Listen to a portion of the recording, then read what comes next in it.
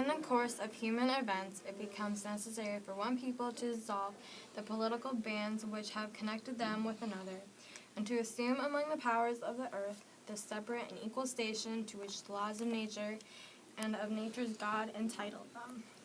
A decent respect to the opinions of mankind requires that they should declare the causes which impel them to the separation.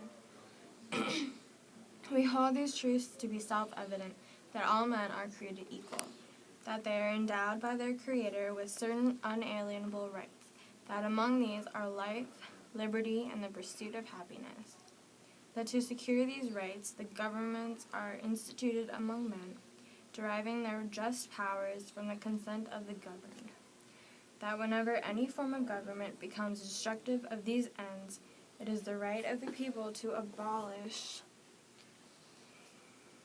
it or to institute new government, laying its foundations on such principles and organizing its powers in such form as to them shall seem most likely to effect their safety and happiness. It was John Locke's idea that the government should protect the people, and the people would in return respect the government. If not, the people should abolish it. The laws of nature came from Voltaire's belief that life runs according to its own natural laws. When it talks about all men are equal and the unalienable rights of life, liberty, and the pursuit of happiness are directly related from the Enlightenment. And in Voltaire's treatise on toleration, he says that all men are brothers under God. And John Locke believed that people are born with a right to life, liberty, and happiness. We, the people of the United States, in order to form a more perfect union, establish justice, ensure domestic tranquility, provide for the common defense, promote the general welfare, and secure the blessings of liberty to ourselves and our posterity, do ordain and establish this Constitution for the United States of America. Article 1, Section 1. All legislative power herein granted shall be vested in a Congress of the United States, which shall consist of a Senate and House of Representatives.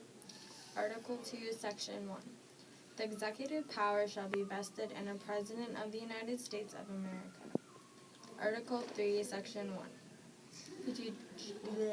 The judicial power of the United States shall be invested in one Supreme Court and such inferior courts as the Congress may from time to time ordain and establish.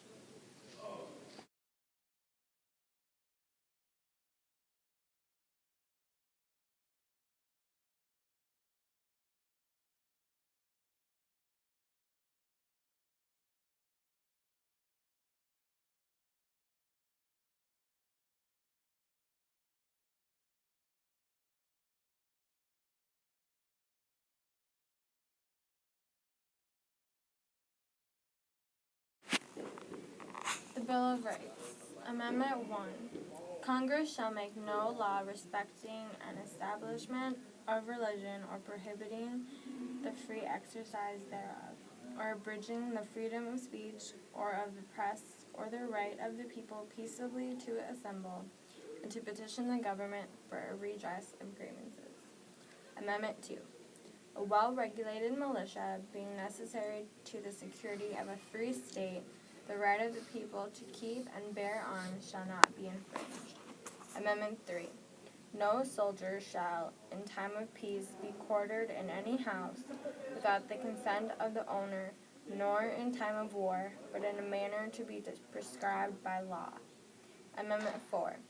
The right of the people to be secure in their persons, houses, papers, and effects against unreasonable searches and seizures shall not be violated, and no warrants shall issue but upon probable cause supported by oath or affirmation, and particularly describing the place to be searched and the persons or things to be seized. Amendment 5. Excessive bail shall not be required, nor excessive fines imposed, nor cruel and unusual punishments inflicted. Adam Smith believed that our government needed to protect the people from invasion, injustice, and keeping up public works. Today, our military and police forces protect us, and we have construction workers and people who fix public works. Rousseau's social contract believed that society agrees to be governed by general will to achieve liberty for the best of the general will. In Section 1, in Articles 1, 2, and 3, the powers are divided between the legislative, judicial, and presidential branches. This idea of a separation of powers came from Montesquieu. Each branch limits and controls each other in a system of checks and balances. It prevents anyone from gaining too much power and provides the greatest freedom and security for the state. I would like to talk about John Locke and his idea of enlightenment. His idea of enlightenment was when you were born with natural rights, the rights of life, liberty, and the pursuit of happiness. The way this affects us today is that they're making abortion laws in which you cannot